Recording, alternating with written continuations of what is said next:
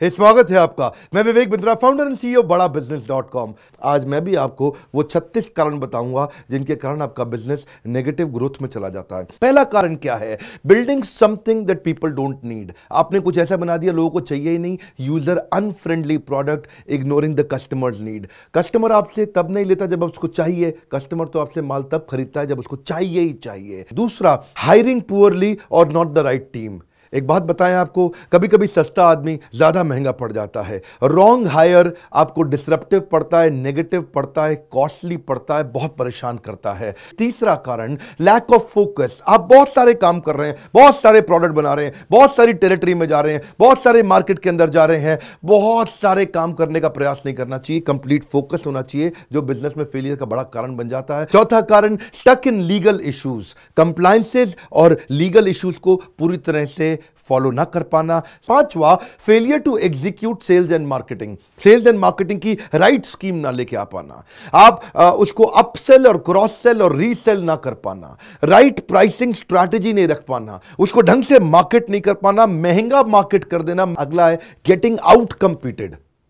ऐसा business model तो नहीं बना दिया कि कोई भी आए आपको आके ठोक दे, खराब कर दे, बर्बाद कर दे। नॉट ट्रैकिंग कॉम्पिटिटर्स और टू मच कॉम्पिटिशन। ऐसे बिजनेस में तो नहीं चलेगा जिसको कॉपी करना आसान है, कोई भी कर लेता है, कहीं भी कर लेता है। अगला है not having the right partners और को फाउंडर्स। कहीं गलत पार्टनर और गलत को फाउंडर तो नहीं ले लिया। जब इनके बीच में आपस में झगड़ा होता है तो टेंशन बहुत बढ़ जाता है। को फाउंडर और पार्टनर ऐसा होना चाहिए कि अगर आप फेल हो गए तो आपका साथ दे सकें और दोनों की कॉम्प्लीमेंटिंग स्ट्रेंथ होनी चाहिए। अगली गलती आप क्या करते हैं? कैश बर्न या फिर not been able to raise money. कभी कभार ये बहुत बड़ी गलती होती है। पैसा जल्दी खत्म हो जाता है, बर्बाद हो जाता है, या शुरू में ला ही नहीं पाते, फंड रेजिंग कर ही नहीं पाते। पैसे की कमी से भी आपका बिजनेस बर्बाद होता है। अगली गलती, not been able to execute a pivot और not learning from your failures. क्या मतलब हुआ इसका? इंप्रूवमेंट साइकिल नहीं बिल्ड करना। अगली गलती, या फिर रेजिंग टू मच मनी, फालतू पैसा इकट्ठा करके ले आए। अगली गलती, लैक ऑफ प्लानिंग। आप बिना जर्नी को प्लान किए बिजनेस में चले जाते हैं। जर्नी को प्लान करने के लिए बिना मेंटोर के, बिना कोच गाइड ट्रेनर के जब आप बिजनेस में जाते हैं दिक्कत होती है। तो मैं प्लानिंग के साथ मेंटर, कोच, गाइड, ट्रेनर भी साथ में ही इंक्लूड करना चाहता हूं। अब अगला पॉइंट लेता हूं मैं, चेजिंग इन्वेस्टर नॉट यूजर। अच्छा, कुछ बेचारे स्टार्टअप में गलती क्या कर देते हैं, वो इन्वेस्टर के पीछे भागते हैं, यूजर को कभी समझते ही नहीं है। यूजर के लिए जो प्रोडक्ट बनाना था उसकी कभी बात ही नहीं करी, इन्वेस्टर के पीछे जिंदगी बिता दी, भागे जा रहे इन्वेस्टर मिल जाए, इन्वेस्टर मिल जाए। और अगर आपने यूजर पे फोकस किया तो इन्वेस्टर की जिंदगी में जरूरत नहीं पड़ेगी। यूजर आपको एडवांस पैसा देगा। यूजर मतलब आपका कस्टमर।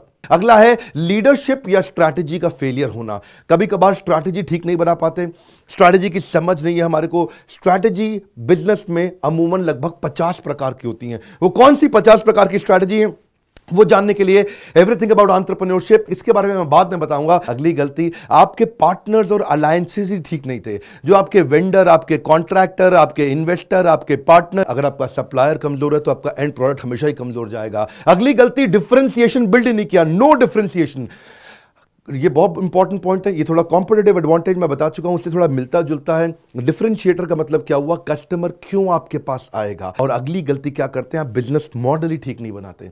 बिजनेस मॉडल, बिजनेस कौन से मॉडल पे चलेगा, मेथड और मॉडल पे बिजनेस चलता है। केएफसी कहां चले गए? केएफसी के फाउंडर, मैकडॉनल्ड्स के फाउंडर, बड़े बड़ी ऑर्गेनाइजेशंस के फाउंडर किधर हैं? पेप्सी का फाउंडर, कोका कोला का फाउंडर। बिजनेस मॉडल अच्छे बना के चले गए, आज तक दुनिया में उनके बिजनेस चल रहे हैं। अगला क्या होता है? Revenue model. अगर रेवेन्यू मॉडल भी नहीं है आपका, कि अब कमाएगा कैसे business?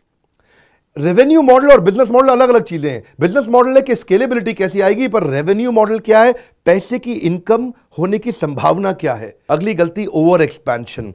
Expansion without right margins is committing suicide.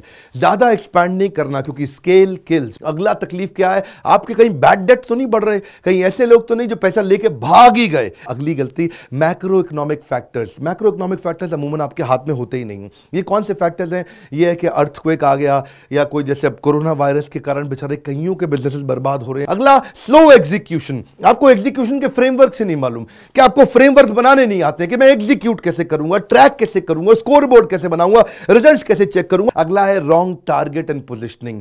आप कई बार आपको समझ ही नहीं आता कि आप कौन है। वैल्यू फॉर मनी प्रोडक्ट है, आप प्रीमियम प्रोडक्ट है। आप टाउमी की अपनी पोजिशनिंग है, एप्पल की एक अपनी पोजिशनिंग है, मारुति की अपनी पोजिशनिंग है, मर्सिडीज की अपनी पोजिशनिंग है। अगली गलती प्रीमेच्योर स्केलिंग। अभी सही समय आया ही नहीं, आपने एडवर्टाइजमेंट शुरू कर दिया, आपने एक्सपेंशन शुरू कर दिया और बिजनेस को बड़ा करना शुरू कर दिया। आगे चलते हैं, इग्नोरिंग यूजर्स फीडबैक। आपने कभी चेक ही नहीं किया, कोई मॉडल ही नहीं बनाया, कोई मेथड ही नहीं बनाया कि कस्टमर आपको आपके बारे में बुरा भला कैसे बोल के जाए। पॉइंट लैक ऑफ प्रॉफिट और कैश, दोनों अलग अलग चीजें हैं। प्रॉफिट क्या है, 100 का माल 150 में बेचा, उसको बोलते हैं प्रॉफिट। और कैश क्या है, 100 का माल 150 में बेचा लेकिन पेमेंट आई नहीं, 3 महीने 6 महीने पेमेंट डिले हो गई। बहुत बड़ा कारण है बिजनेस फेलियर का। Next point, wrong time to market. आपकी टाइमिंग ही ठीक नहीं थी बिजनेस की, आपने वो प्रोडक्ट अभी लॉन्च कर दिया, उस प्रोडक्ट की जरूरत नहीं थी। अगली गलती, इनएडिक्वेट इन्वेंट्री मैनेजमेंट। कहीं ऐसा तो नहीं कर दिया इन्वेंट्री बड़ी सारी ला के रख दी है, ब्लॉक कर दिया, इसके कारण आपकी कैपिटल, आपका पैसा पूरा ब्लॉक हुआ पड़ा है। नेक्स्ट पॉइंट, आप उस बिजनेस में घुस गए जिसमें प्रॉफिट है लेकिन आपका पैशन नहीं है। वो बहुत बड़ी गलती है सर, सुनिएगा मेरी बात को। ऐसे धंधे में तो नहीं घुस गए जहां प्रॉफिट तो शायद दिखता है पर आपका पैशन था ही नहीं। नेक्स्ट पॉइंट, बहुत भारी गलती, स्केलिंग विदाउट टेक्नोलॉजी।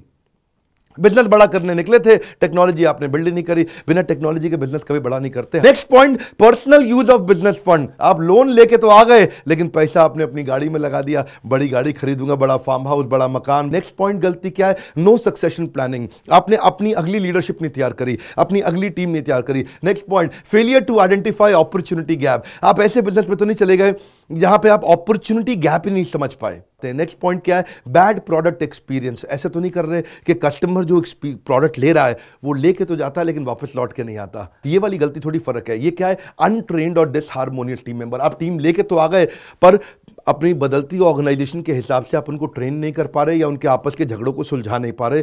पॉलिटिक्स के कारण आपकी एग्जीक्यूशन स्लो हो जाएगा। जब एम्प्लॉयज की एम्प्लॉयज से नहीं बनती तो स्पीड कमजोर हो जाती है। ये बहुत बड़ी तकलीफ का कारण बनता है क्योंकि अल्टीमेटली आपकी टीम ही आपको आगे लेके जाने वाली है।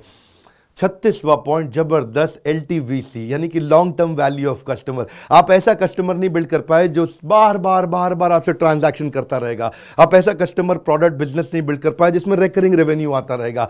आप ऐसा कस्टमर प्रोडक्ट बिजनेस नहीं बिल्ड कर पाए जिसमें आपको पैसिव इनकम बाद में अपने आप आता रहेगा।